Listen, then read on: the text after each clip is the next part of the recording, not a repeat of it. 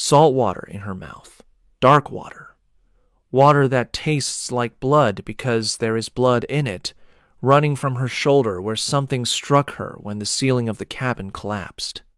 She is in the Bay of Naples, and the boat is gone. Not sinking, gone.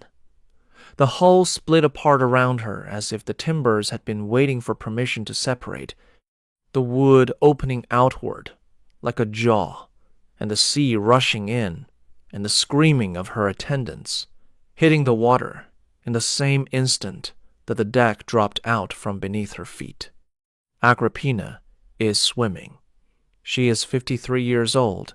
She is the most powerful woman in the Roman Empire. She is the mother of the emperor. And the water is black, and the shore is a distant line of torchlight, and her shoulder is streaming blood into the bay, and her brain is doing the thing that the brains of powerful people do when the impossible happens. It is running calculations. It is assembling the sequence. The dinner invitation from her son. The new boat he insisted she take for the short voyage from Bauli to Baiae. The beautiful cabin. The heavy ceiling, inlaid with what she was told, was decorative lead paneling. The ceiling that fell. She is a woman who poisoned an emperor to put her son on the throne. She is a woman who has survived the reigns of Tiberius and Caligula and Claudius, navigating a court where the wrong word at the wrong dinner meant death before dessert. She understands assassination the way a surgeon understands anatomy from the inside. And she is swimming through the Bay of Naples at night with a bleeding shoulder and a mind that is arriving, stroke by stroke, at a conclusion so monstrous that even a woman who has spent her entire life around monsters needs the full length of the swim to accept it. Her son designed this. Her son, whom she murdered for, whom she married the most powerful man in the world to advance, whom she manipulated and groomed and installed on the throne of the Roman Empire at the age of 16. Her son, Nero, who held her hand at his coronation and called her the architect of everything he had become. Her son sent her a boat built to kill her. The ceiling was supposed to crush her. When it did not, the hull was supposed to drown her. She was supposed to disappear into the Bay of Naples on a calm March evening, and the report would say the vessel developed a fault, and the emperor would weep publicly, and Rome would never know. She reaches the shore. Fishermen pull her out of the water near Bauli. She is bleeding. She is shivering. She is alive. And the first thing she does, before she tends the wound on her shoulder, before she changes her soaking clothes, before she does anything that a woman who has just survived a murder attempt might be expected to do, is send a message to her son. The message tells Nero that she survived, that there was an accident with the boat, that she is injured but alive. She does not accuse him. She tells him she knows exactly what happened by telling him she does not know what happened, because Agrippina understands that the most dangerous message you can send to a man who has just tried to kill you is the message that says, I am still here. What Nero did when he received that message, what he ordered, what arrived at his mother's villa before dawn, is the part of this story that every textbook about ancient Rome either omits or buries in a footnote. Keep listening, because the boat was only the beginning, and what happened next was not the act of an impulsive boy. It was something far more calculated, far more deliberate, and far more horrific than the version you have been told. 6 years earlier, a girl named Octavia is standing in a room in the imperial palace on the Palatine Hill in Rome. She is 14 years old. She is wearing a wedding dress. The dress is saffron-colored, the traditional bridal tunic of a Roman noblewoman, and her hair has been parted into 6 locks with the tip of a spear, a ritual so old that no one alive remembers what it originally meant Her hands are still. Her face is composed. The women attending her have commented on how calm she seems for a bride. She is not calm. She is performing calm the way she has performed everything since the day her father was poisoned and the boy who benefited from the poisoning was announced as her future husband. The boy is Nero. He is 16. He has been emperor for a few months. He did not earn the position. His mother Agrippina earned it for him through a sequence of maneuvers so audacious that even Roman historians, accustomed to documenting the schemes of ambitious women, describe them with something close to awe. Agrippina married Emperor Claudius. Agrippina convinced Claudius to adopt her son from a previous marriage. Agrippina convinced Claudius to place her son ahead of his own biological son in the line of succession. Then Claudius ate mushrooms at dinner one evening and did not survive the night. The mushrooms were Agrippina's. Everyone in Rome knew it. No one in Rome could prove it. And no one in Rome had the power to challenge the woman who had just placed her 17-year-old son on the throne of the known world. Octavia was Claudius's daughter. The man Agrippina poisoned was her father. The boy she is about to marry became emperor because her father was murdered by his mother. Octavia understands this.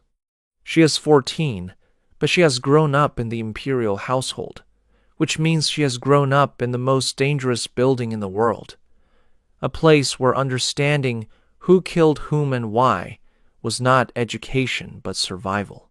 She knows that her marriage to Nero is not a union. It is a leash. She is being attached to the new emperor to legitimize his claim because Nero has no blood connection to the Julio-Claudian dynasty, and she does. Her bloodline is his credential.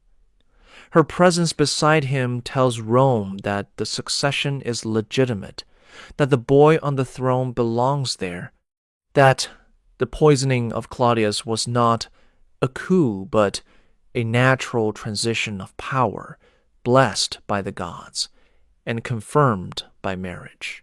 She walks to the ceremony. She speaks the words. She places her hand in the hand of a boy whose mother killed her father, and she says the formula that makes her his wife. Quando tu Gaius, ego Gaia. Where you are Gaius, I am Gaia. The words are ancient, and they are irrevocable, and they bind her to a household where the woman who murdered her father will now control every aspect of her daily existence. Octavia does not know what her life will become. She does not know that Nero will refuse to touch her, that he will take lovers openly and humiliate her publicly and eventually discard her on fabricated charges so grotesque that even Rome, a city that has absorbed every cruelty its emperors have produced, will riot in the streets when it learns what he has done to her. She does not know that she will be dead before her 22nd birthday. She knows only what she knows on this day, in this room, in this dress, that she is marrying a boy she did not choose, in a palace where her father was murdered, at the direction of the woman who murdered him, and that the smile she is expected to produce for the assembled guests is the first of 10,000 performances that this marriage will require of her. Keep her in mind.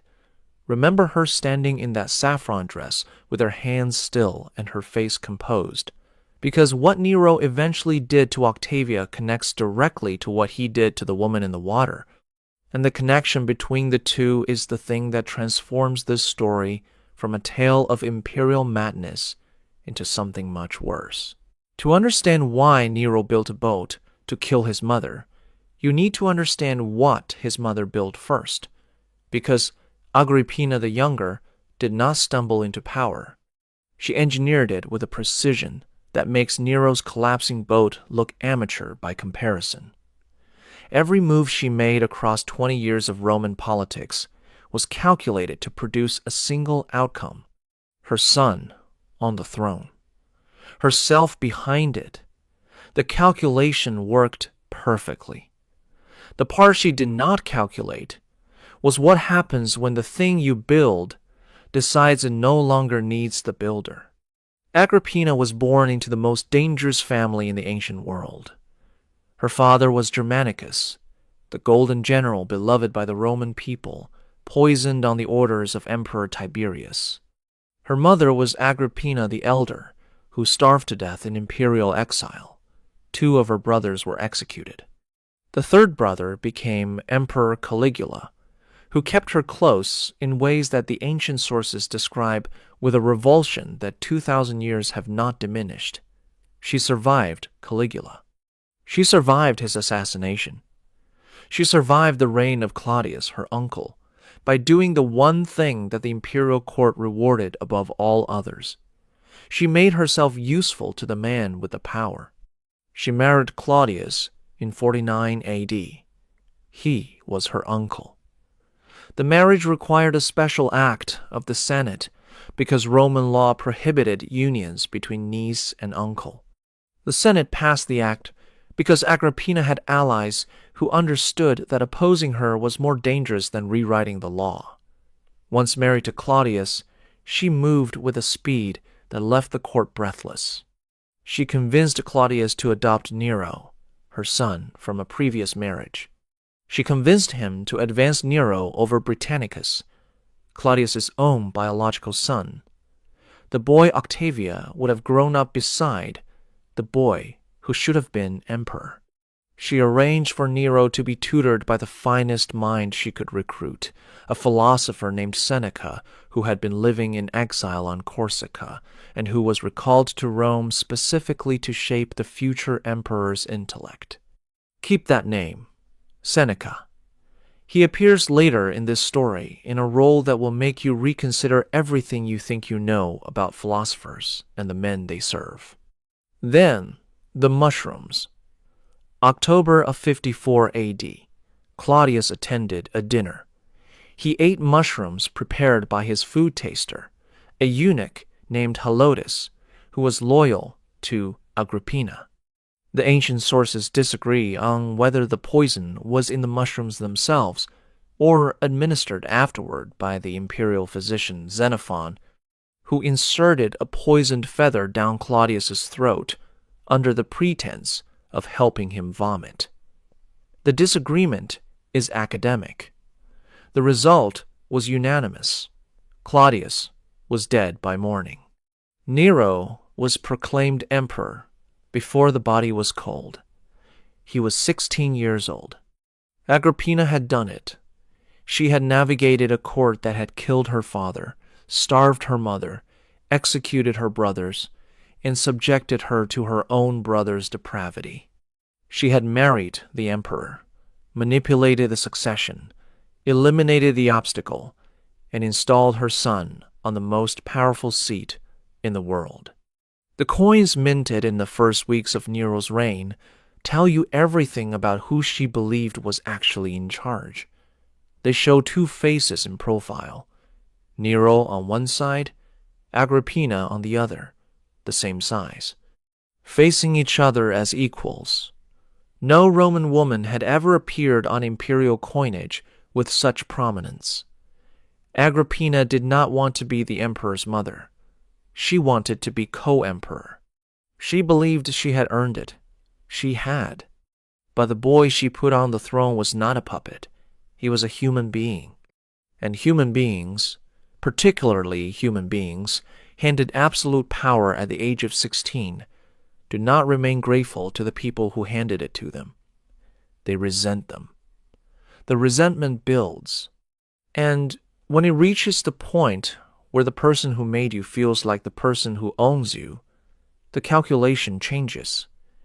Agrippina calculated everything except that. What I am about to tell you comes directly from the 2 most authoritative historians of ancient Rome, Tacitus, who served as a senator and had access to imperial archives, Suetonius, who served as secretary to Emperor Hadrian and had access to private documents that no other historian could reach. These are not fringe sources. These are the foundations of everything the modern world knows about the Roman Empire, and both of them describe a dimension of the relationship between Nero and Agrippina that most modern textbooks either omit entirely or confine to a footnote so small you would need a magnifying glass to read it. The dimension is this: the relationship between Nero and his mother did not remain within the boundaries that any civilization, including Rome, considered acceptable between a parent and a child. Suetonius states it directly. He writes that whenever Nero rode in a litter with his mother, the evidence of what occurred between them was visible afterward on his clothing. He does not use metaphor. He does not imply. He describes a physical reality and leaves the reader to absorb it. Tacitus, more cautious by temperament, attributes the allegation to other sources, but does not dismiss it. He writes that Agrippina used every tool available to her to maintain her hold on a son who was slipping from her control, and that the tools included the one thing she possessed that no advisor or senator or general could compete with: her proximity, her access. The private hours in the palace when the doors were closed and the guards were posted outside, and whatever happened between the emperor and his mother was witnessed by no one whose testimony could be compelled. Think about what this means, not as ancient gossip, not as tabloid sensationalism applied to dead people. Think about what it means for the story I am telling you. Agrippina built Nero. She poisoned for him. She manipulated the succession for him. She placed a crown on his head and positioned herself beside him as his equal. And according to the most authoritative sources that exist, she maintained her control over him through a bond that crossed the most fundamental boundary that exists between a mother and her child. Now think about the boat. Think about the bay at night and the collapsing hull, and the woman swimming toward shore with blood running from her shoulder. Think about what kind of bond has to exist between two people for one of them to build a machine designed to murder the other, and for the other to survive that machine and send a message afterward that says, calmly, "I know what you did and I am still here. This is not a story about an emperor who killed his mother because she was politically inconvenient. This is a story about a relationship so consuming, so twisted, so far beyond anything that the word dysfunctional can contain, that the only resolution it permitted was the physical destruction of one of the two people inside it." The ancient sources debate whether Agrippina initiated the boundary crossing to maintain control, or whether Nero initiated it and Agrippina allowed it, because refusing the emperor, even when the emperor was your own son, was not something a person did twice. The debate matters to historians. It does not matter to the story. What matters is the knot. A knot of power and dependency, and something much darker that had been tightening for years by the time Nero decided the only way to cut it was to put his mother on a boat built to break apart in the middle of the Bay of Naples on a march. Evening in 59 AD.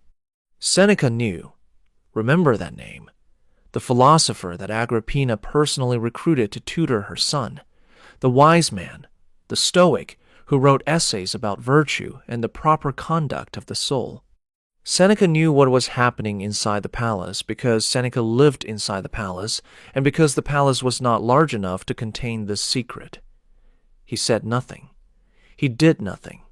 And when the time came for Nero to act on the decision that the knot had to be cut, Seneca did something that every textbook about Stoic philosophy would prefer you did not know. But that comes later. The philosopher has more to answer for than you think. The power struggle between them was not subtle. It was conducted in public, in front of the Senate and the court and the entire apparatus of Roman government. with a brutality that both participants understood was a performance as much as it was a conflict. The audience was Rome. The stakes were who actually ruled the empire, and the weapons were not swords. They were gestures, seating arrangements, the angle of a face on a coin. In the first month of Nero's reign, Agrippina sat beside him when he received foreign ambassadors, not behind a curtain, not in an adjacent room, beside him, on a chair equal in height to his. When the Armenian delegation arrived to negotiate a treaty, Agrippina walked toward the platform to take her seat next to the emperor, as she always did. Seneca, standing at Nero's side, saw her approaching. He whispered to Nero. Nero stood, walked down from the platform, and met his mother halfway across the room. He embraced her. The embrace prevented her from reaching the platform. She was guided to a separate seat, lower, off to the side. The court understood. The embrace was a demotion performed as affection. Agrippina understood too. She said nothing. She sat where she was placed, and she began planning her response. The coins changed next. The early coins had shown mother and son face to face, equal in size, equals in power.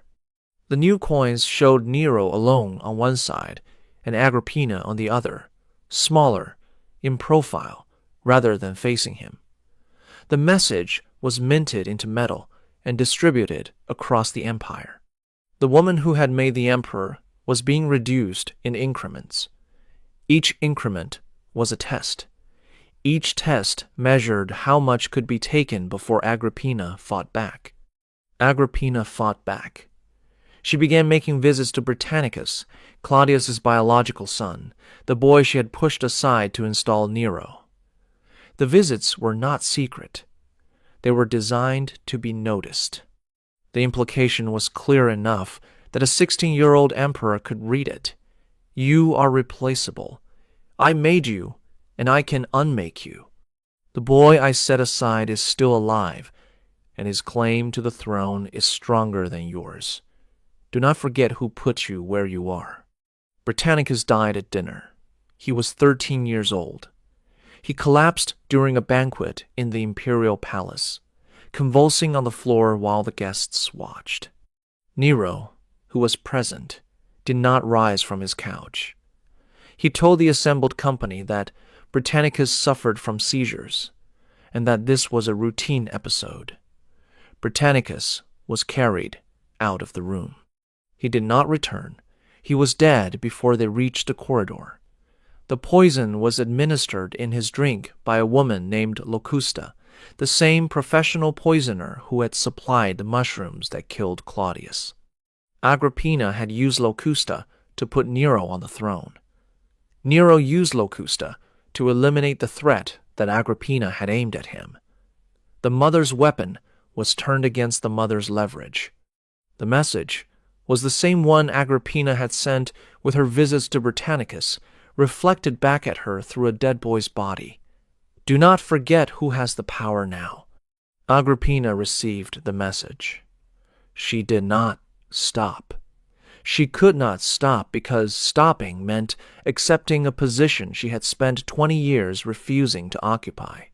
The position of a woman who had power only at the pleasure of a man. She had clawed her way out of that position through murder and manipulation and marriage and the systematic destruction of every obstacle between her son and the throne. She was not going to surrender the result, because the result had decided it did not need her. The struggle continued for 4 years. 4 years of escalating provocations, public humiliations, whispered alliances, and the slow tightening of a knot that both of them could feel and neither of them could untie. Nero stripped her of her bodyguard. He moved her out of the imperial palace into a private residence. He sent agents to harass her, to file lawsuits against her properties, to stand outside her windows at night, making noise to prevent her from sleeping. The harassment was petty. It was also deliberate. He was grinding her down, testing whether exhaustion would accomplish what the demotion and the murder of Britannicus had not. It did not. Agrippina would not break. And a son who cannot break his mother, who cannot escape the hold she has on him through the bond that the sources describe in terms too explicit to misunderstand, eventually arrives at the only solution that remains. He has to kill her. But killing your mother is not something a Roman emperor can do openly. It requires a method that looks like something other than what it is. It requires a boat. While Nero and Agrippina waged their war, Octavia lived in the palace between them. The girl in the saffron dress had become a woman in a marriage that was not a marriage. Nero would not touch her. The ancient sources are unanimous on this. He found her repulsive, not because she was unattractive. Tacitus describes her as dignified and beautiful in the restrained way that Roman aristocratic culture valued. Nero found her repulsive because she was the opposite of everything he wanted. She was quiet where he wanted spectacle. She was composed where he wanted adoration. She was the duty his mother had arranged, and every time he looked at her, he saw his mother's hand on his life. Octavia spent her days in the women's quarters of the imperial palace. She managed her household.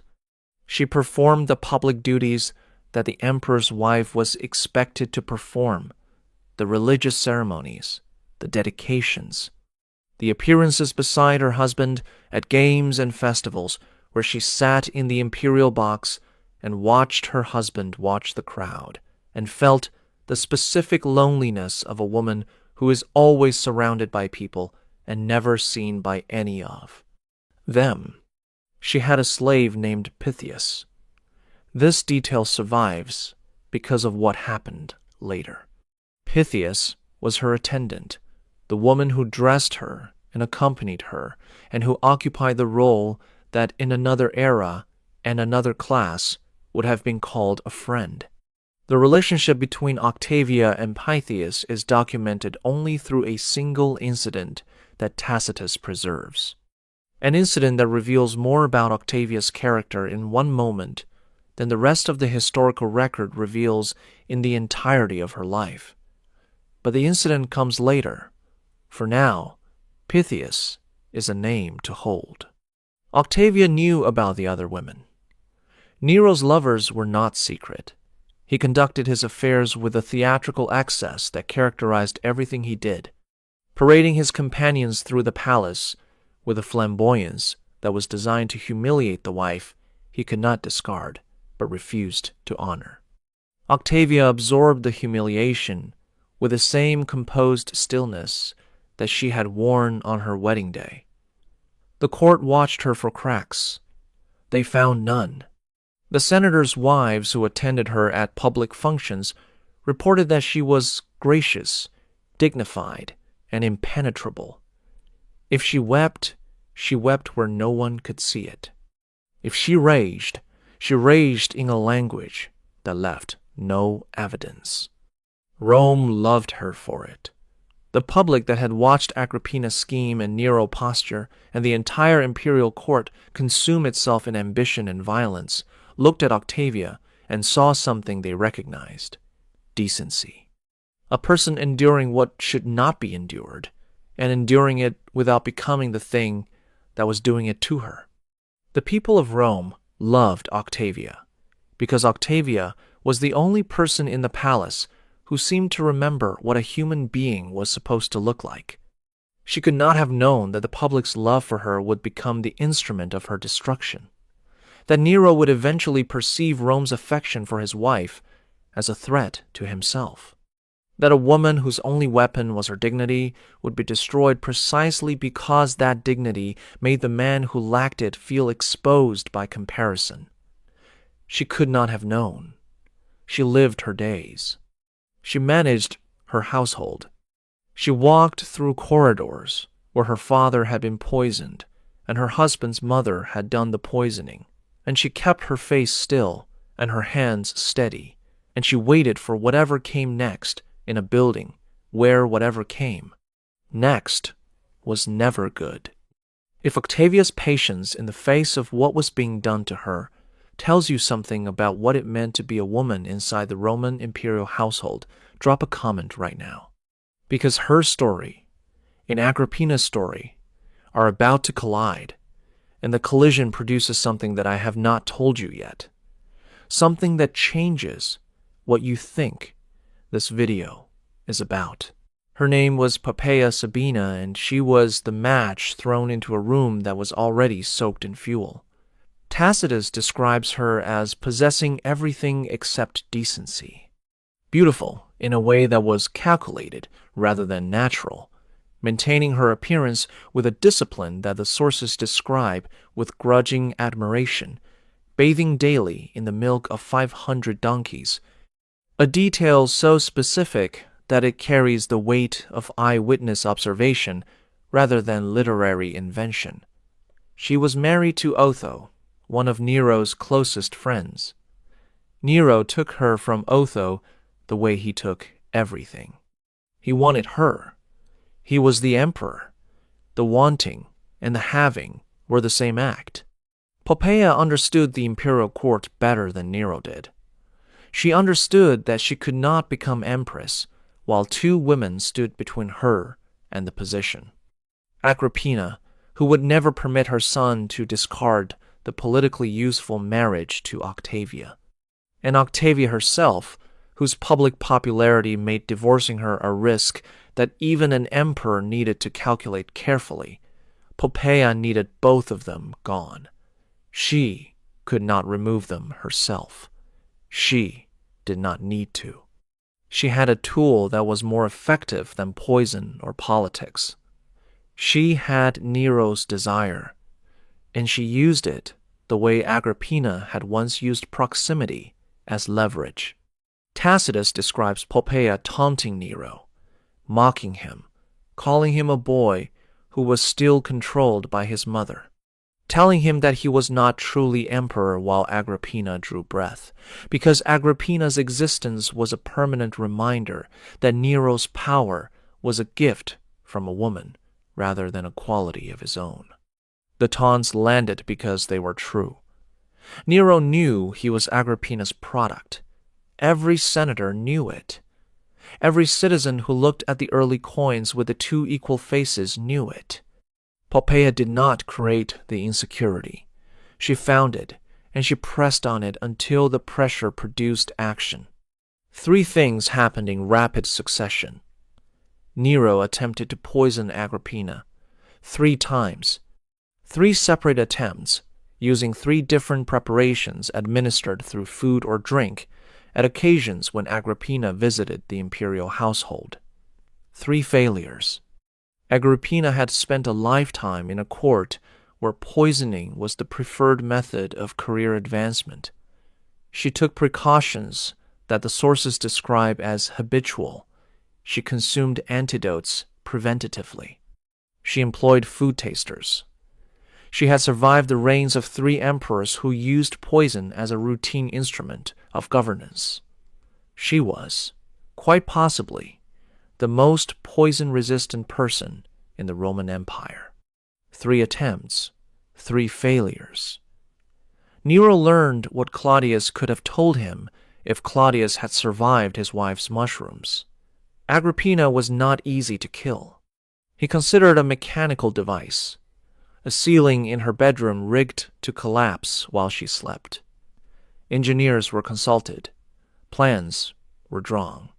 The scheme was abandoned because too many people knew about it, and because Agrippina's household included servants loyal enough to her that the risk of a warning reaching her before the ceiling reached her was too high. Poison had failed. The mechanical ceiling was too exposed. Nero needed a method that combined mechanical precision with plausible deniability. A method that would look like an accident even to people who suspected it was not. A method that killed his mother in a setting where the only witnesses would be the sea and the dark. He needed a boat.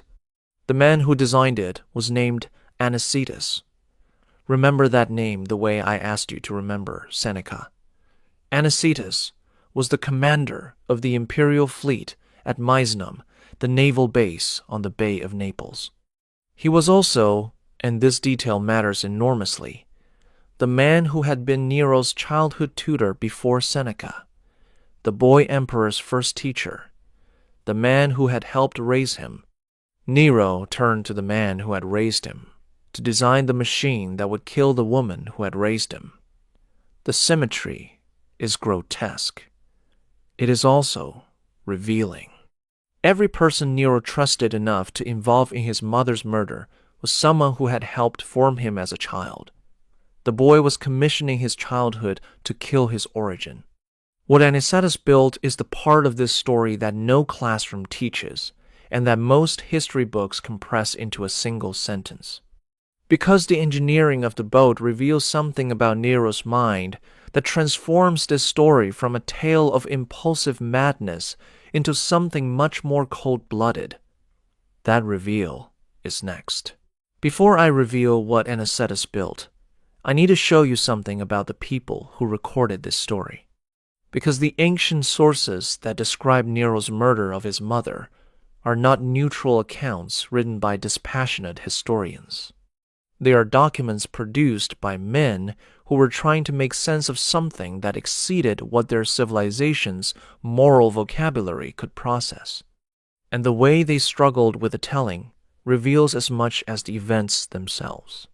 Tacitus wrote his account roughly 50 years after Agrippina's death. He was a senator. He had access to the official archives, the Senate records, the imperial correspondence that documented the reign of Nero in the bureaucratic language of governance. He was also a man who believed that history's purpose was moral instruction, that the recording of events should teach future generations what to emulate and what to avoid. Nero presented a problem. The events of the matricide were so far beyond the scale of normal cruelty that Tacitus, a writer of extraordinary control and precision, visibly struggles with the material. His prose, usually measured and elegant, becomes clipped and tense in the passages describing the murder. The sentences shorten, the rhetoric recedes. What remains is a sequence of facts delivered with the flat affect of a man who has decided that ornamentation would be obscene given what he is describing. Suetonius wrote differently. Where Tacitus approached the material as a moral catastrophe to be documented with surgical restraint, Suetonius approached it as a cataloger. He collected details the way a naturalist collects specimens, pinning each one to the page with a specificity that suggests he understood that the accumulation of details would produce an effect that no single detail could achieve alone. Suetonius is the source for the most disturbing claims about Nero, including the physical dimension of the relationship with Agrippina. He presents these claims without commentary. He does not editorialize. He does not express horror. He lists. The listing is its own form of judgment. When the list is long enough, commentary becomes unnecessary. Cassius Dio, writing a century and a half after the events, had the advantage of distance and the disadvantage of reliance on earlier sources that he could not always verify. His account adds details that Tacitus and Suetonius do not include, but it also adds layers of literary embellishment that make it harder to distinguish observation from invention. Dio is the source for some of the most dramatic dialogue in the story, including words attributed to Agrippina at the moment of her death. Whether the words are real or reconstructed, they carry an emotional truth that the other sources, in their different ways, confirm. Here's what matters. 3 independent ancient historians, writing at different times, for different audiences, with different methodologies and different access to sources, tell the same essential story. The details vary, the interpretations diverge, but the core narrative is consistent across all 3. Nero tried to kill his mother with poison. He failed. He built a device to kill her on the water. It partially failed. He sent soldiers to finish what the device did not. The consistency across independent sources is what elevates this story from gossip to history. One source claiming extraordinary events can be dismissed. 3 sources, working independently, confirming the same sequence of extraordinary events, cannot. And here is what none of them could fully explain. Not Tacitus with his moral framework, not Suetonius with his catalogs, not Dio with his dramatic reconstructions. Why the boat? Nero had an army. He had the Praetorian Guard. He had professional poisoners and engineers and an unlimited budget for assassination. He could have had Agrippina killed in a dozen ways that were simpler, more reliable, and less likely to fail. Instead, he chose the most elaborate, most theatrical, most mechanically complex method imaginable. A boat designed from scratch to collapse in open water. The question of why Nero chose this method is the question that unlocks everything about what this murder actually was. And the answer begins with what Anicetus built. The boat was not sabotaged. This is the detail that changes everything. Every popular account of Agrippina's death describes Nero tampering with the boat, weakening the hull, loosening the joints. The image is of a man sneaking aboard a vessel with a crowbar and prying planks apart. That image is wrong. Nero did not sabotage a boat. He commissioned one, from scratch, built to specifications. Designed, engineered, tested, and delivered by the commander of the Imperial Navy using the same shipbuilding infrastructure that produced Rome's warships. Anicetus did not weaken an existing vessel. He constructed a new one. The design incorporated 2 killing mechanisms, either of which was intended to be fatal on its own. The cabin where Agrippina would recline during the short voyage from Bali to Baiae featured a ceiling lined with lead panels concealed behind decorative woodwork. The panels were held in place by a release mechanism. When triggered, the ceiling would collapse onto the person below with enough weight to crush a human body. The lead was chosen because it was dense enough to kill on impact, but could be disguised as ornamental inlay. The ceiling of the cabin was a weapon disguised as luxury. Agrippina would lie on her couch, look up at what she believed was beautiful craftsmanship, and die beneath it. The second mechanism was the hull itself. The boat was built in sections joined by fittings designed to separate on command. When the release was triggered, the hull would split open and the vessel would flood in seconds. If the ceiling did not kill the passenger, the sea would. The 2 mechanisms were redundant. They were backup systems. Anicetus engineered the murder the way he would have engineered a naval weapon, with contingencies, with fail-safes, with the professional thoroughness of a man who understood that a mission this important could not be left to a single point of failure. Let that settle for a moment. This was not a crime of passion.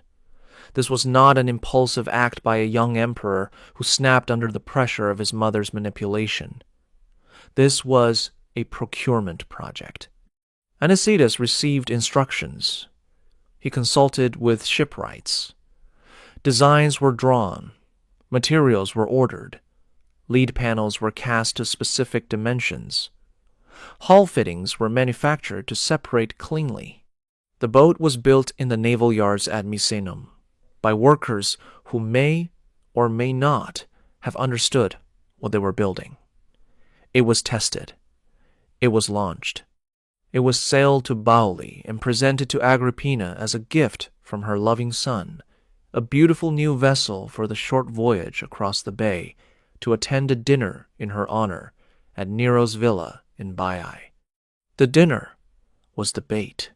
Nero invited his mother to a feast celebrating the festival of Minerva. The invitation was warm, affectionate. Witnesses described Nero greeting Agrippina at the harbor with an embrace so prolonged that onlookers commented on it. He held her. He kissed her. He walked her to the dining couch and sat beside her and spoke to her with a tenderness that the court had not seen between them in years. The performance was so convincing that Tacitus notes some observers believed a genuine reconciliation was underway. The mother and son, who had been tearing each other apart for years, were finally healing. The relief in the room was visible. The relief was the cruelty. Nero spent the evening performing love for a woman he had already decided to kill, using a method he had already commissioned aboard a vessel that was already waiting at the dock. Every embrace was a lie told in real time. Every tender word was spoken by a man who knew that the woman hearing it would be dead before morning. The dinner lasted hours. Nero extended it deliberately. He wanted the evening to feel special. He wanted his mother to believe that the worst was over, that the years of conflict had produced not destruction, but understanding. He wanted her to walk to the boat feeling something she had not felt in years. Safe. Subscribe to this channel right now, because what I'm about to reveal, what happened when the mechanisms on that boat were triggered, and what happened after they failed, is the part of this story that earns the title of this video. Hit that subscribe button. You are halfway through, and the worst is still ahead. The mechanisms triggered. Both of them. And both of them failed. The lead ceiling collapsed. It struck Agrippina's attendant, Acerronia, and killed her instantly. Agrippina was beside her on the couch. The debris hit her shoulder, the wound that opened the blood she was trailing through the Bay of Naples in the first moments of this story. She was injured. She was not crushed. The ceiling that was designed to kill her fell at an angle, catching the frame of the couch before it reached her fully, the couch absorbing enough of the impact that the lead panels that should have broken her body broke the furniture instead. The margin between death and survival was the width of a wooden frame. Inches. The hull split. Water rushed in. The vessel began to sink in the darkness of the Bay of Naples on a calm March night. Agrippina was in the water. Her handmaid, Acerronia, still alive despite the ceiling strike, was flailing beside her. Acerronia began screaming that she was Agrippina, that she was the emperor's mother, that the sailors needed to save her.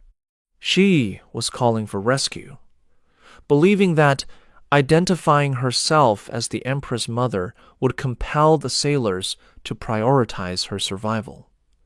The sailors heard her, they understood, and they beat her to death with oars and boat hooks in the water. They killed the woman who claimed to be Agrippina because killing Agrippina was the assignment.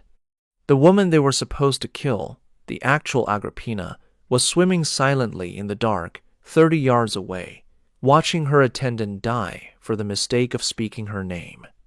Agrippina did not call for help. She understood, in the water, in the dark, bleeding from her shoulder, that calling attention to herself was death. She understood that the sailors were not rescuers. They were the secondary mechanism. If the ceiling did not kill her and the sea did not kill her, the crew would. She swam. She swam away from the wreckage toward the distant shore, a 53-year-old woman in the Bay of Naples at night, injured, silent, moving through black water toward a line of torchlight that represented the only possibility of survival. Fishermen found her near the shore at Bauli. They pulled her from the water. They brought her to her villa.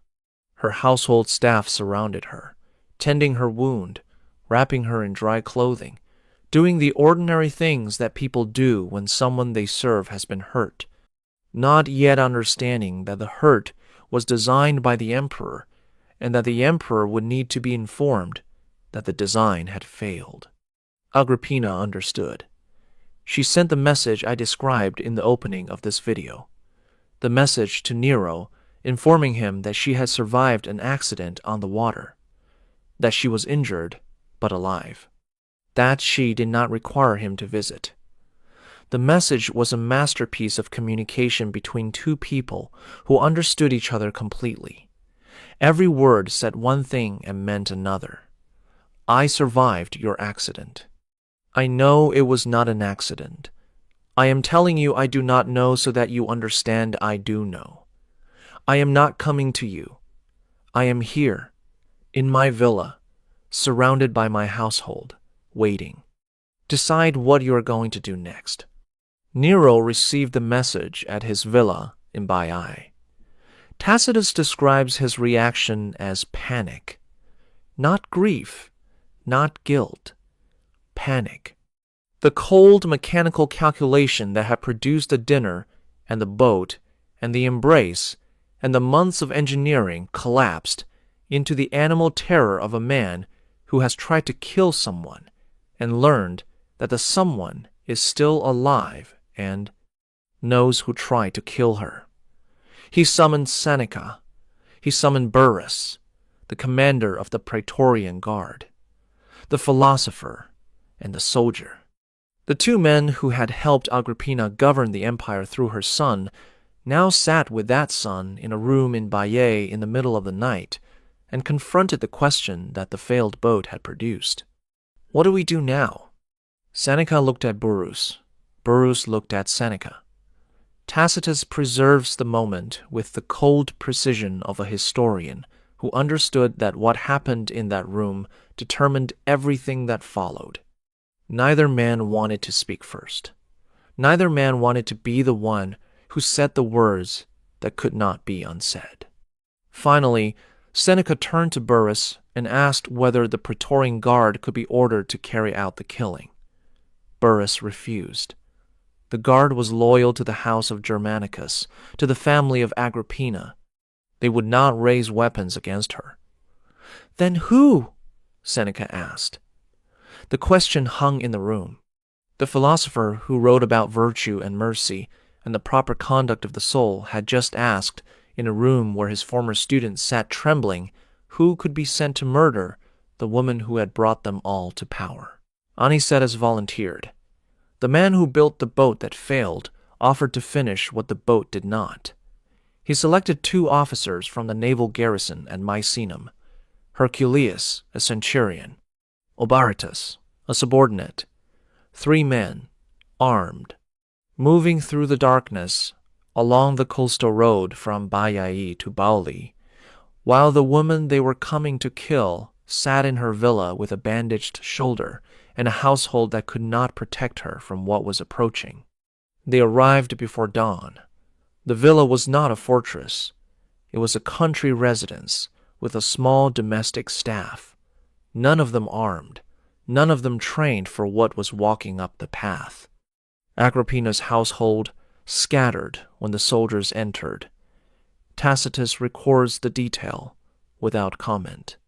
The people who had served Agrippina, who had pulled her from the water, who had dressed her wound, who had surrounded her with the warmth of loyalty in the hours after the boat, ran when the men with swords came through the door. One by one, then all at once, until Agrippina was alone in her bedroom with a single attendant who was in the process of leaving when the soldiers reached the corridor. Agrippina watched the attendant go. Her last words to the woman were recorded by Tacitus.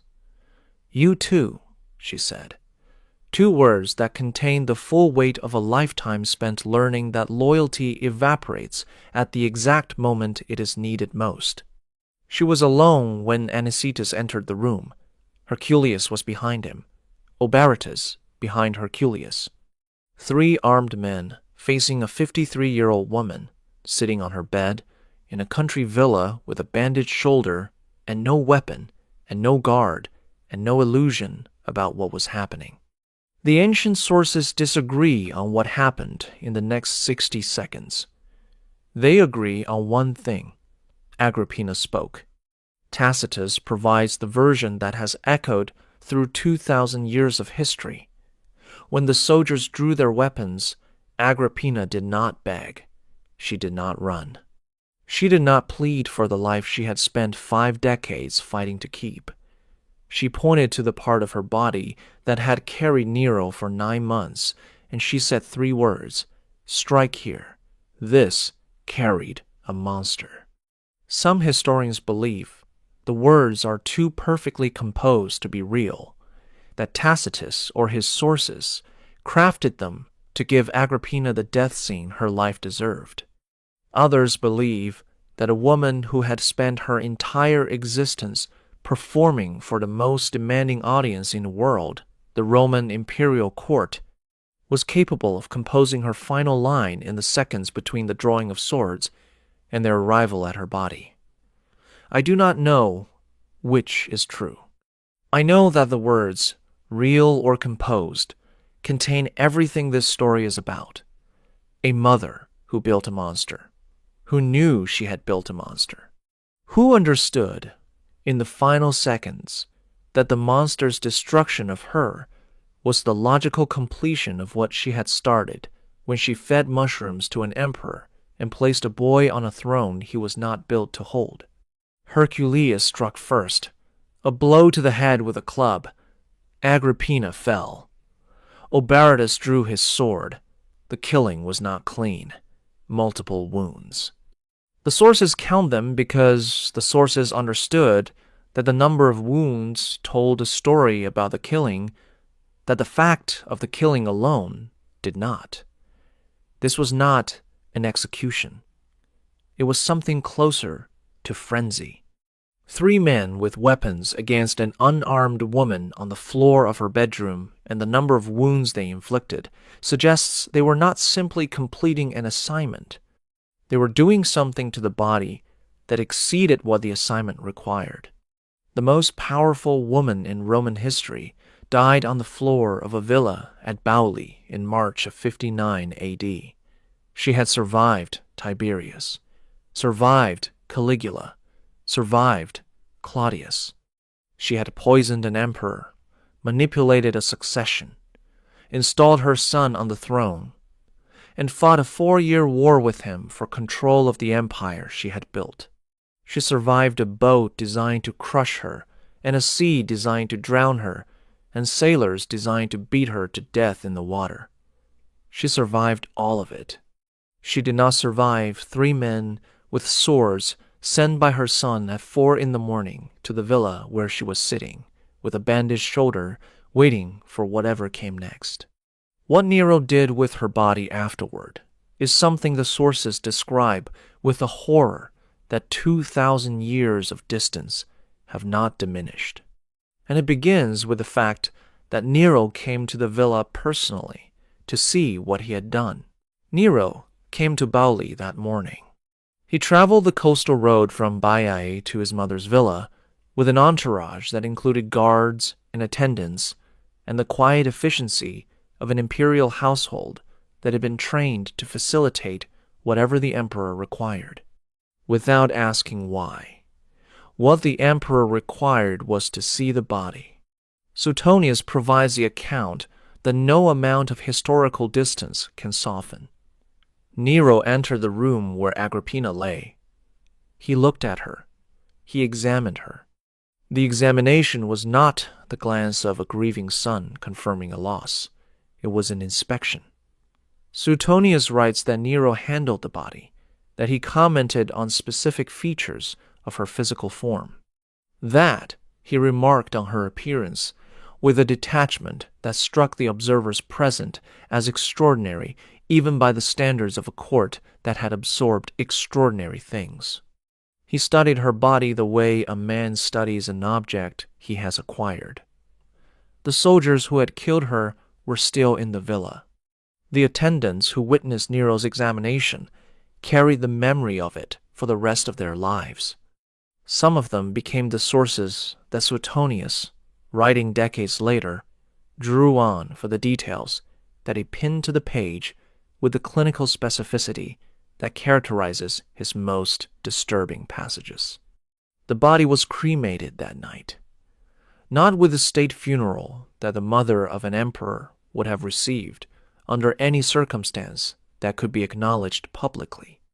With a quiet burning on a dining couch, the body placed on the same kind of furniture she had been reclining on when the lead ceiling fell.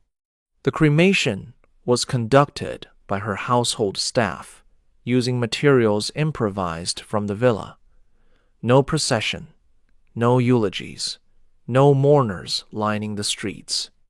The most powerful woman in Rome was burned on a couch in the garden of a country villa by servants who had been too frightened to protect her and who were now too frightened to refuse the task of disposing of what remained. Nero returned to Baiae. He attended a banquet that evening. The sources record this detail because the detail carries its own weight without commentary. A man who had his mother murdered before dawn was dining with guests before sunset. The speed of the transition from matricide to entertainment is itself a data point about the mind that produced it. Nero ate. He drank. He watched performances. He conducted himself with a normalcy that the guests found more disturbing than any display of grief would have been, because the normalcy suggested that the murder had not disrupted anything inside him that he considered essential. The mechanism was still running. The boy on the throne was still performing. The mother who had built the mechanism and installed the boy was gone, and the machine she had created continued to operate without her, as if she had never been its architect. Then the guilt arrived. Not immediately, not at the banquet, later. In the days that followed, Nero began to display symptoms that the ancient sources describe with the vocabulary available to them, a vocabulary that lacked the clinical precision of modern psychology, but that communicated the essential reality clearly enough. He could not sleep. He told attendants that he heard sounds in the corridors at night. He said he saw his mother's face. He moved between residences, leaving Baiae for Naples, for Rome for Baiae again, unable to remain in any location long enough for whatever was following him to settle into the walls. The guilt was real. The sources are unanimous on this. Nero was genuinely disturbed by what he had done. The disturbance did not produce remorse. It produced restlessness. A man who cannot sit still because sitting still means being alone with the image of the thing he did, and the thing he did is lying on the floor of a villa at Bauli with more wounds than the assignment required. He sent a letter to the Senate.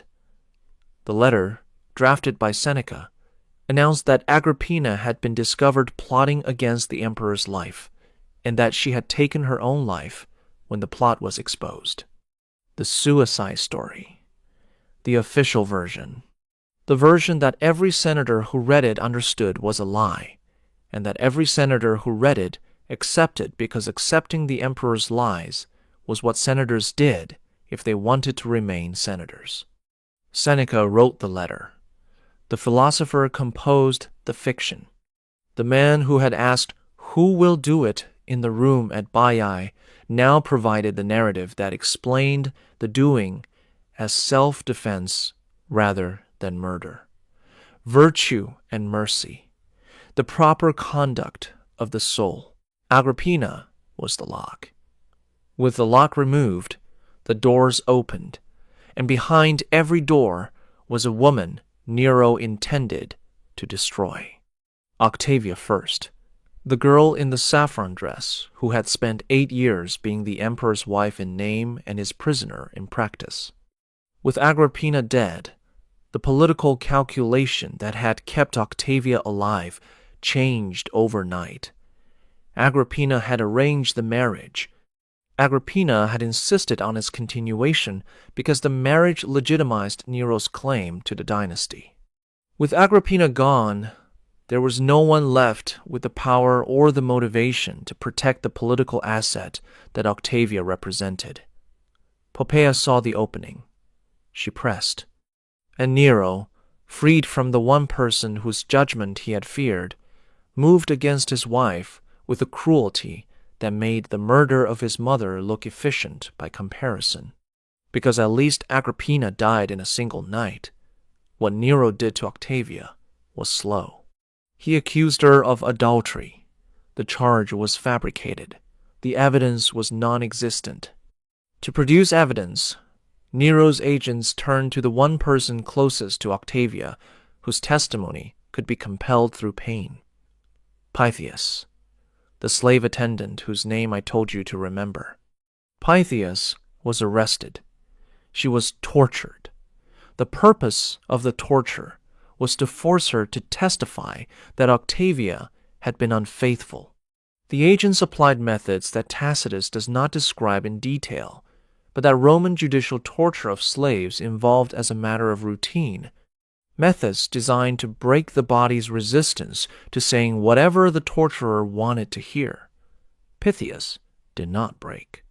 Under conditions that would have destroyed most people's capacity for anything except compliance, Pythias told Nero's agents that Octavia was more decent than any part of their master's body. The quote survives because Tacitus recognized it as the single most defiant sentence spoken in Nero's reign. A slave woman, under torture, defending her mistress's honor by insulting the emperor to the faces of the men he had sent to extract the opposite statement. The testimony did not matter. Nero did not need evidence. He needed a pretext. He divorced Octavia on grounds of infertility, a charge that carried a particular viciousness, given that the sources are unanimous that Nero had never consummated the marriage. He exiled her to a villa in Campania. Rome erupted. The public that had loved Octavia for her dignity rioted. They tore down statues of Poppaea in the streets. They placed garlands on Octavia's statues. They marched to the palace demanding her return. The riots were the most significant public demonstration of the reign. A population that had absorbed matricide without visible protest, discovering that the treatment of Octavia exceeded what it was willing to absorb in silence. Nero responded to the riots the way he responded to everything that threatened his control. He escalated. The adultery charge was revised. Octavia was now accused of adultery with Anicetus, the same man who had built the boat that killed Agrippina and who had led the soldiers to her villa. Anicetus was offered a deal. Confess to the affair with Octavia and receive comfortable exile rather than execution. Anicetus confessed. The confession was a transaction. Everyone involved knew it was a transaction. The Senate accepted it because the Senate accepted everything. Octavia was sent to the island of Pandateria, the same island where her grandmother had been exiled and had died, the same island where women of the imperial family were sent to disappear. She was 20 years old. She had been married at 14 to a boy whose mother killed her father. She had endured 8 years of public humiliation. She had been accused, divorced, defended by a slave who would not break under torture, mourned by a city that rioted for her return, and condemned on the testimony of the man who had murdered her husband's mother.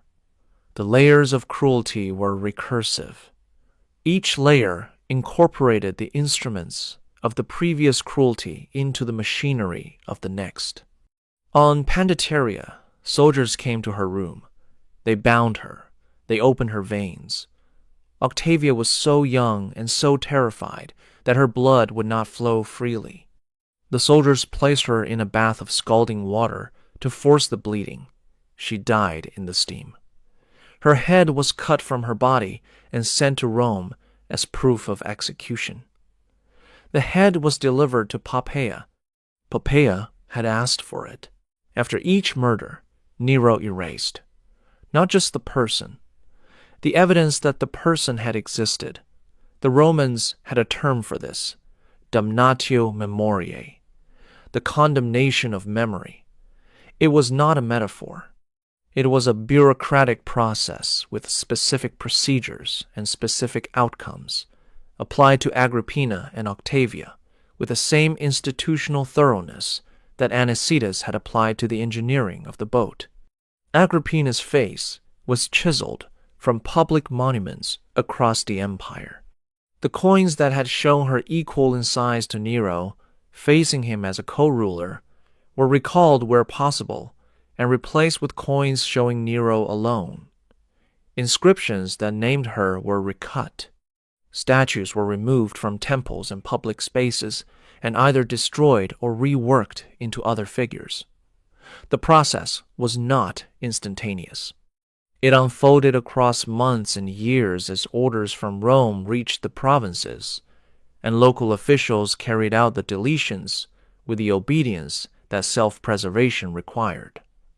In some cases, the erasure was thorough.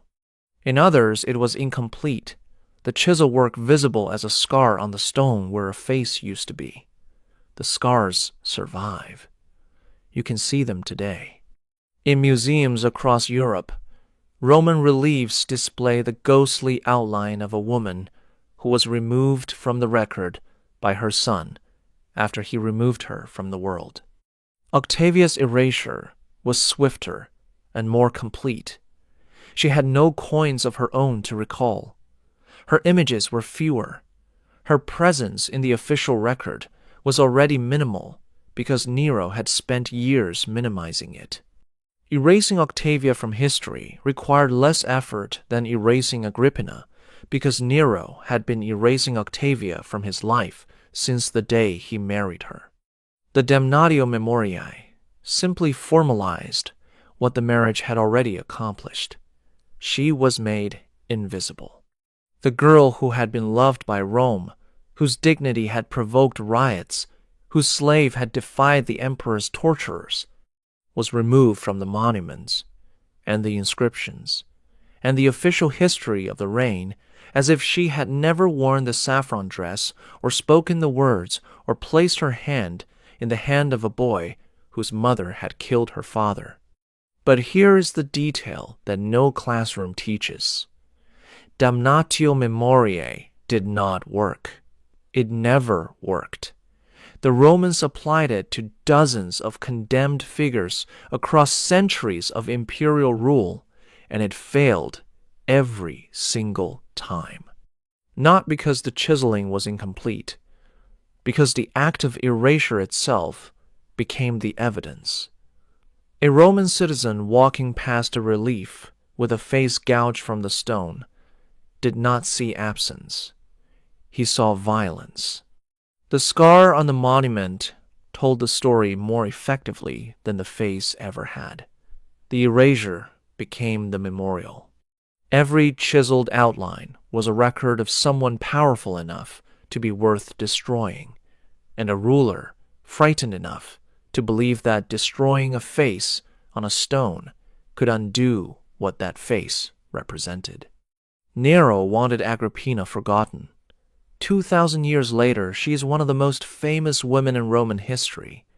He wanted Octavia erased. 2,000 years later, her story is one of the most extensively documented cases of imperial cruelty in the ancient record. The Damnatio Memoriae preserved the very thing it was designed to destroy, because the effort to erase someone is itself a form of documentation. The chisel marks on the stone are as much a portrait of Agrippina as the face they removed. More, perhaps. The face showed what she looked like. The chisel marks show what her son did to her memory after he destroyed her body. The violence against the stone is a continuation of the violence against the person. And like the violence against the person, it was meant to be permanent, and instead became a permanent record of the thing it was trying to eliminate. You can see these scars today in the National Archaeological Museum in Naples, in the Capitoline Museums in Rome, in collections across Europe where Roman reliefs and inscriptions bear the marks of official erasure. The tour guides explain damnatio memoriae as a Roman political practice. They describe it in the neutral language of institutional history. They do not usually mention that the specific scars on the specific stones in front of you are the marks left by a son erasing his mother after he had her beaten to death in her bedroom by 3 soldiers with swords at 4 in the pay. Mourning. The stones remember what the erasure was supposed to make them forget. Everyone Nero touched was destroyed. The pattern did not stop with the women. It expanded outward in concentric rings until it consumed every person who had been close enough to the center to know what the center contained.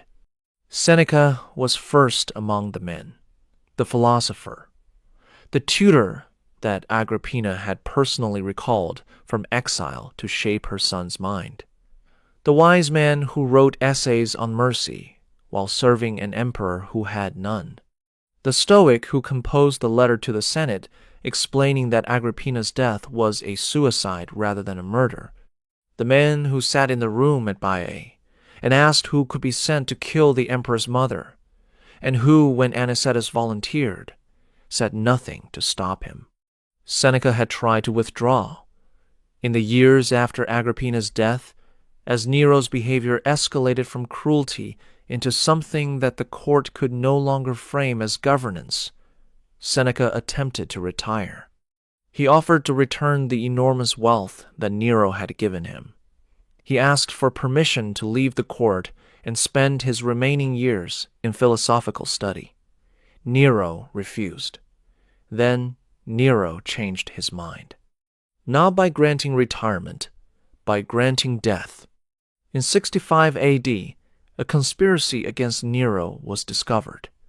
The Pisonian conspiracy, named for its leader Gaius Calpurnius Piso. The conspiracy was real.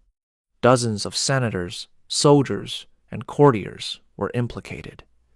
Seneca's involvement is debated by historians to this day, some arguing he was genuinely part of the plot, others arguing he was named by conspirators under torture who understood that naming the emperor's former tutor would give their confession the weight of significance.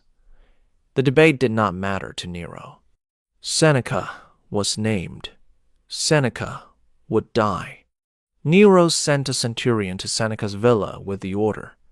Seneca received it with a composure that his philosophy demanded and that his biography, up to this point, had not consistently demonstrated. He opened his veins.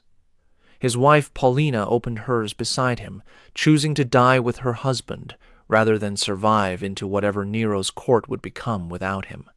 Nero, informed that Paulina was dying alongside Seneca, sent soldiers to stop her bleeding. He did not want the public sympathy that a double suicide would generate. Paulina survived. She lived the rest of her life with the scars on her wrists and the pallor of a woman who had lost too much blood, and the knowledge that her husband's student had permitted her to live not out of mercy but out of public relations. Seneca bled slowly. His body was old and lean, and the blood did not flow freely. He drank poison. The poison did not work quickly enough. He entered a hot bath to accelerate the bleeding. He died in the steam, the same method that had been used to kill Octavia 6 years earlier. The coincidence, if it was a coincidence, carries a symmetry that the ancient sources do not comment on, but that 2,000 years of readers have noticed. The philosopher died the way the emperor's wife died. Steam and open veins in a room that filled with the smell of blood and hot water. Anicetus, the boat builder, the man who designed the murder device and volunteered to complete the killing when the device failed. Nero sent him to comfortable exile in Sardinia as payment for the false confession of adultery with Octavia. Anicetus lived out his years on the island. He died in exile. The man who built the boat and killed the mother and lied about the wife, was the only person in this story who received something resembling a natural death. The architect of the murder machine outlived the philosopher who authorized it and the women it was designed to destroy. Poppaea did not outlive them by much. Nero married her after Octavius' execution. She gave him a daughter who died in infancy. She became pregnant again. And in 65 AD, the same year Seneca died in his bath, Nero killed Poppaea. Suetonius and Cassius Dio both record that he kicked her during a domestic argument while she was carrying their child. The kick killed her. The woman who had taunted Nero into murdering his mother and destroying his wife, the woman who had won the game that Agrippina and Octavia had lost, died from a blow delivered by the man she had maneuvered into position beside. She won everything. She received everything. The everything included a kick that killed her and the child inside her. 3 women. His mother, murdered by soldiers she pointed to her own body to receive. His wife, bled to death in scalding water at 20. His lover, kicked to death while carrying his child. Every woman who had a hold on Nero, whether through blood or duty or desire, was destroyed by the same hands. And what Nero did after Poppaea's death is the detail that transforms this entire story into something no viewer of this video is expecting. After Poppaea's death, Nero grieved. The grief was extravagant, in the way that everything Nero did was extravagant. He ordered a state funeral of unprecedented scale. He personally delivered the eulogy. He had her body embalmed with spices rather than cremated, a practice borrowed from Eastern royal traditions that no Roman empress had ever received. He deified her. He declared her a goddess. He built a temple. The grief was public, theatrical, and by every external measure, genuine. Nero had loved Poppaea in whatever way a man who destroys everything he touches is capable of loving. He loved her. He killed her. And then he went looking for a replacement. He found one, a young freedman named Sporus. The ancient sources describe Sporus as bearing a striking resemblance to Poppaea. The resemblance was not coincidental. Nero had searched for it. He had looked through the population available to him for a person whose physical features echoed the woman he had killed, the way a man who has broken a vase might search for an identical one to place on the same shelf. He found Sporus. And what he did to Sporus is the detail that recontextualizes every death in this video into a pattern so disturbing that the individual murders become components of something larger than any one of them. Nero had Sporus surgically altered. The procedure was performed by imperial physicians. The purpose was to make Sporus resemble Poppaea as completely as the medical capabilities of first-century Rome would permit. The details of the surgery are described by Cassius Dio and Suetonius with a specificity that confirms they are drawing on sources close to the events. The surgery removed from Sporus the physical characteristics that distinguished him from the woman he was being reshaped to replace. The procedure was not cosmetic in the modern sense. It was architectural. Nero was renovating a human being the way he renovated buildings, redesigning the structure to match the vision in his mind. The vision was Poppaea. The material was a living person. After the surgery, Nero married Sporus, publicly, in a formal ceremony with witnesses and ritual and the full legal apparatus that a Roman wedding required. Sporus wore a bridal veil. Sporus wore Poppaea's clothes. Nero gave Sporus Poppaea's name. He called him Sabina. He addressed him in public as his wife. He brought him to state functions dressed in the empress's wardrobe and seated him in the position that Poppaea had occupied, and before her Octavia, and insisted that the court treat Sporus as the empress with the same deference they had shown the women Nero had destroyed to create the vacancy. Think about what this means. Sit with it. Do not move past it. Nero murdered his mother because she controlled him, and he could not tolerate being controlled. He murdered his wife because she represented his mother's control, and he could not tolerate the reminder. He murdered his lover because even the woman he chose freely could not survive proximity to him. 3 women destroyed because Nero could not sustain a relationship with any human being who existed independently of his will. And then, after the destruction was complete, he manufactured a replacement. A person surgically altered to resemble the last woman he killed, dressed in her clothes, given her name, married in her place. Not a person, a product. A human being redesigned to specifications, the way Anicetus redesigned a boat to specifications. Engineered, commissioned, delivered. The pattern is not cruelty. Cruelty is what a person does to another person. The pattern is possession. Every murder in this story was not an ending. It was a failed attempt to control a person completely, followed by the destruction of the person when complete control proved impossible, followed by the construction of a replacement designed to be controllable in ways the original was not. Agrippina could not be controlled.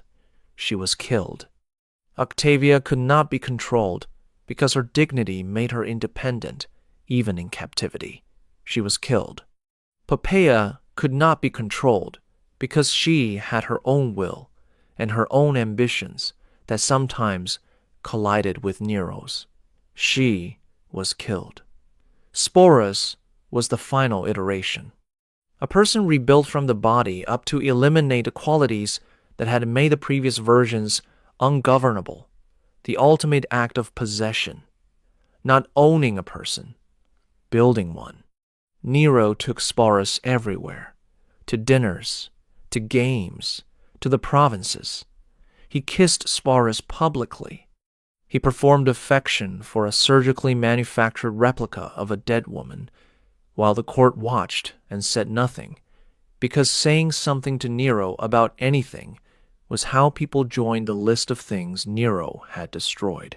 Beneath the streets of modern Rome, beneath the park where tourists sit on benches and eat gelato and photograph the Colosseum rising above the tree line, there is a building that most of them do not know exists. The Domus Aurea, the Golden House, Nero's palace, built after the Great Fire of 64 AD, on land that the fire conveniently cleared in the center of Rome, a palace so vast that it covered parts of 3 of the city's 7 hills, an artificial lake where the Colosseum would later stand, walls painted with scenes of mythology in colors that survived 14 centuries underground, a revolving dining room with an ivory ceiling that opened to shower guests with flower petals and perfume, an entrance hall large enough to contain a 100-foot bronze statue of Nero himself, posed as the sun god. This is where Nero brought Sporus in Poppaea's clothes. This is where the banquets were held after Agrippina's murder, after Octavia's execution, after each destruction that cleared the path for the next. The Golden House was the physical expression of the same impulse that produced the murders. Total control of the environment, every room designed to Nero's specifications, every surface reflecting his vision, every person inside it existing at his pleasure and subject to his redesign. The palace was buried after Nero's death. His successors considered it an embarrassment. They filled the rooms with rubble and built over them. The Colosseum was constructed on the lake. Public baths covered the wings. The Golden House disappeared beneath the new Rome the way Agrippina's face disappeared beneath the chisel marks. Another erasure. Another damnatio memoriae. this time applied to a building rather than a person. In the 1480s, a young Roman fell through a hole in the hillside above the Esquiline and found himself standing in a painted chamber. He had fallen into the Domus Aurea. The discovery electrified Renaissance Rome. Artists lowered themselves through the opening on ropes to study the paintings on the walls and ceilings. Raphael came. Michelangelo came. The decorative style they found in Nero's buried palace, the intricate figures and flowing patterns painted on plaster 14 centuries earlier, influenced their own work so directly that art historians can trace specific elements of Renaissance painting to specific rooms in the Domus Aurea. The style was called grotesque, from the Italian word grotta, because the rooms were underground and resembled caves. The word grotesque entered European languages from Nero's buried dining rooms. The word you use to describe something disturbing and absurd originated in the palace where a man dined with a surgically altered replica of the woman he had kicked to death. The Domus Aurea is open to visitors today. Not fully. Sections remain flooded. The structural integrity of the underground chambers is uncertain. Tourists walk through corridors that Nero walked through. They stand in rooms where the revolving ceilings scattered petals onto guests who had watched the host murder his mother and marry a human replica of his dead lover, and who ate and drank and applauded because the alternative to applause was the same alternative that Agrippina and Octavia and Poppaea had received. The tour guides explain the architecture. They describe the engineering of the revolving ceiling. They mention the fire and the construction and the subsequent burial. They do not usually describe what happened in these rooms. They do not mention the women. They do not mention Sporus. The building is presented as an archaeological site rather than a crime scene, but it is both. The paint on the walls was applied by artists who worked for a man whose relationship with destruction is documented in sources so authoritative that no serious historian disputes them. The beauty of the rooms does not exist separately from the horror of the man who commissioned them. The two are the same act: total control of buildings, of people, of the version of reality that the controller permits to exist. Subscribe to this channel right now and share this video, because the connection between what happened in these buried rooms and the version of Roman history that is taught in every school on earth is a connection that needs to be made visible. Hit the subscribe button and the notification bell, because the stories that survive burial are the ones that someone refused to leave underground. Nero died in June of 68 AD. The Senate declared him a public enemy. The armies revolted. The Praetorian Guard abandoned him. He fled Rome with 4 servants, including Sporus, and hid in a freedman's villa 4 miles outside the city. When he heard the horsemen approaching to arrest him, he placed a blade against his own throat and could not push it in. His secretary Epaphroditus helped him finish. He was 30 years old. His last words, according to Suetonius, were, "What an artist the world is losing in me." Sporus survived. For a while.